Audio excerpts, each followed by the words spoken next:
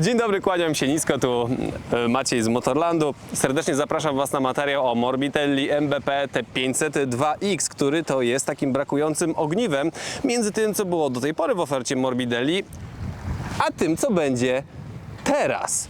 Dlatego, że mamy model T352 i T502X, czyli taki pośredniak, powiedzmy, średniej klasy adventure, którym możesz zrobić absolutnie wszystko, co tylko chcesz, i w tym filmie pokażę Ci, że my to prawie absolutnie wszystko zrobiliśmy. Zapraszam.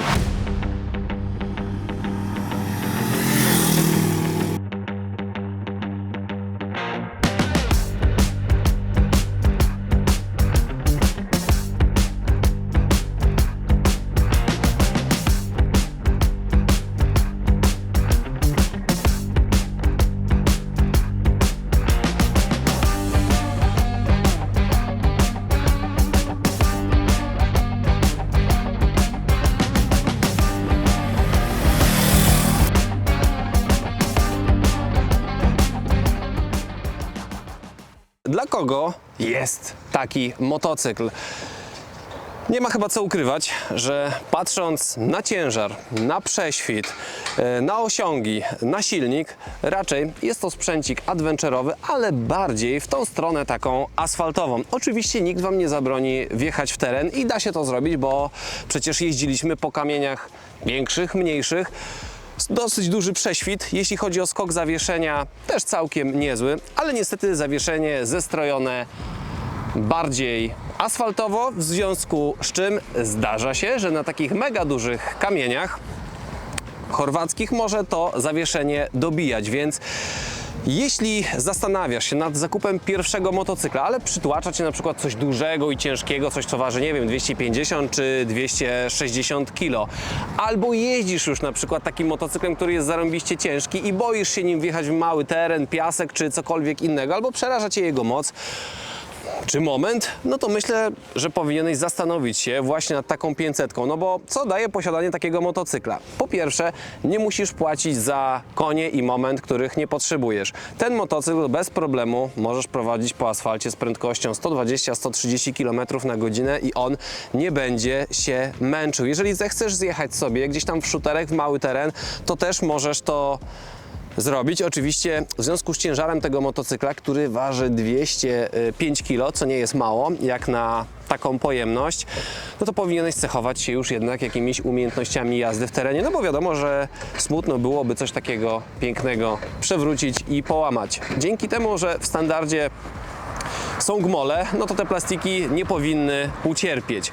Podsumowując tą kwestię związaną, dla kogo jest ten motocykl, na pewno dla początkujących, dla tych, którzy nie chcą już walczyć z masą i ciężarem, dla tych, którzy potrzebują, nie wiem, czegoś nowszego, bardziej, może nie ekstrawaganckiego, bo ten motocykl raczej nie należy do grupy motocykli ekstrawaganckich, ale na pewno bardzo przyjemnie będzie się nim jeździło właśnie tym początkującym i takim osobom dedykuję ten sprzęcik. W związku z tym, że zaklasyfikowaliśmy go jako adventure bardziej skierowany na szosę, to jeśli chodzi o wygodę podróżowania, jest naprawdę nowocześnie. Nowocześnie w tym sensie, że jest to taki, jakbyśmy porównali to do samochodów, taki SUV, bardzo wygodnie się siedzi. Człowiek jest na maksa wyprostowany, ręce są bardzo szeroko. Szyba, mimo tego, że nie jest jakaś specjalnie wielka gabarytowo, to świetnie odgania wiatr i jechanie tym motocyklem z prędkością 120 czy 130 km na godzinę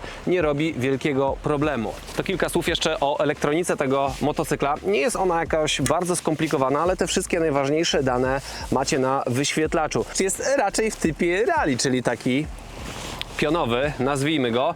Mamy dwa tryby jazdy, jeden standardowy i jeden offroadowy. Oczywiście zmienia się wtedy nieco charakterystyka i mapa oraz odłączamy tylny ABS. Może nie tyle co odłączamy, co on działa w trybie takim, że bardziej można to koło przystopować. Jeśli chodzi o jakieś wady czy minusy, no to w tego typu sprzęcie na pewno przydałyby się grzane manetki i grzany tyłek. Wydawało mi się, że od jakiegoś czasu jest to już standard, a niestety w tym motocyklu tego brakuje.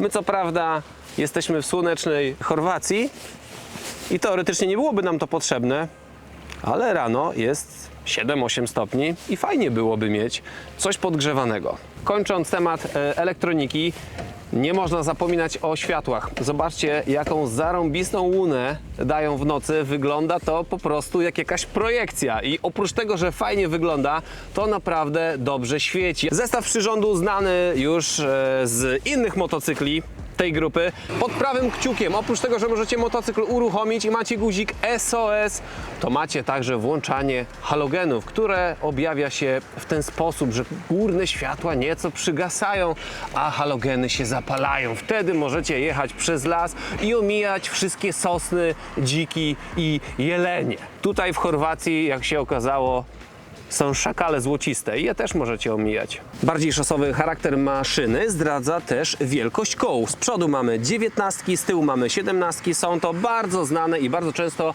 montowane opony w różnych motocyklach tego typu, czyli Pirelli, Scorpion, STR, Rally. Jeśli chodzi o hamulce, 300 mm, dwie tarcze, oplot stalowy od Juana, cały zestaw, żeby też rozprawić się trochę z tym mitem, że któreś są gumowe, któreś są w oplocie, to należy powiedzieć, że wszystkie motocykle, które my oferujemy do sprzedaży, wszystkie nowe mają stalowy oplot. Silnik to 486 cm3, okolice 47 koni i 45 N. Jak patrzycie na ten kosz sprzęgłowy, to oczywiście nie wiemy tego na 100%, ale wygląda trochę jak konstrukcja inspirowana Hondą. To nie jest informacja potwierdzona, więc traktujcie to tylko i wyłącznie jako ciekawostkę. No i co te 47 koni Wam daje w tym dwucylindrowcu?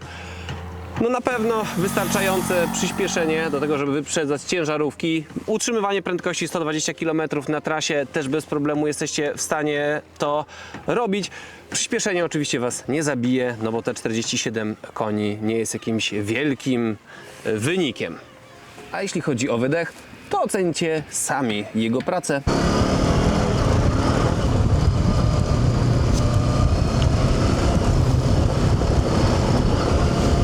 Kanapa jest na wysokości 840 mm, bak ma 18 litrów paliwa i przy takim średnim spalaniu powinniście 440 km tym motocyklem zrobić. Z dodatkowych bajerków mamy osłony pod silnikiem.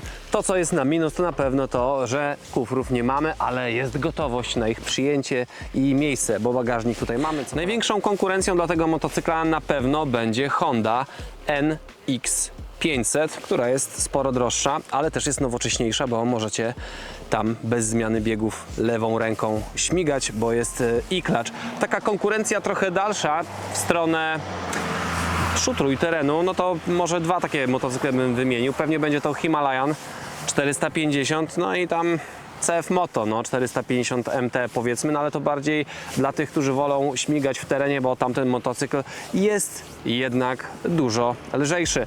To, co jest fajne, a o czym nie powiedziałem, to mamy tutaj aplikację MBP Connect, która pozwoli Wam po połączeniu się z tym motocyklem odczytywać fajne, ciekawe parametry na swoim telefonie. No więc jeżeli macie wolne 22 990 zł i zastanawiacie się nad motocyklem, w którym będziecie mogli jeździć i po asfalcie, i po drobnym szuterku, jak widzieliście też możecie, to serdecznie zapraszam Was do przemyślenia, czy nie warto byłoby postawić na Morbidelli MBP T502X. W pierwszym komentarzu znajdziecie link, w którym możecie zapisać się na jazdy testowe. A ja Wam serdecznie dziękuję. To byłem ja, Maciej, z połowicznie słonecznej Chorwacji. Dziękuję, ciao, do zobaczenia i pamiętajcie o subskrypcji, żeby nie przegapić nowych filmów. Bajo! Faza mi poszła, tu idzie! Sos, czyli hajs. Płynne takie,